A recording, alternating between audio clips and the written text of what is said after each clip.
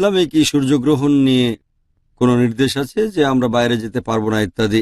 হ্যাঁ, অনেক হাদিসে এই গ্রহণ নিয়ে বলা হয়েছে। আর এই গ্রহণের সময় আমাদের প্রিয় নবী মোহাম্মদ সাল্লাল্লাহু সাল্লামের ছেলে ইব্রাহিম রাদিয়াল্লাহু আনহু মারা যান। তাই সবাই বলে যে এই সূর্যগ্রহণের সময় নবীর ছেলে মারা গেছে, তাই সূর্যগ্রহণের একটা প্রভাব আছে। তখন নবী বললেন যে সূর্য এবং চন্দ্র আল্লাহ সুবহানাহু ওয়া তাআলার নিদর্শন। কোরআনের বিভিন্ন জায়গায় এটা উল্লেখ আছে, চন্দ্র এবং সূর্য আল্লাহ সুবহানাহু ওয়া তাআলার নিদর্শন, কোনো মানুষের কারণে এতে গ্রহণ লাগতে পারে না। কাজেই এই সূর্য গ্রহণও আল্লাহ সুবহানাহু ওয়া তাআলার নিদর্শন। আর এ বিষয়ে হাদিসে আছে যে যদি গ্রহণ লাগে তোমরা 2 রাকাত নামাজ পড়বে। এটা ফরজ না, সুন্নত। গ্রহণ লাগলে মুসলমানরা পড়বে 2 রাকাত নামাজ।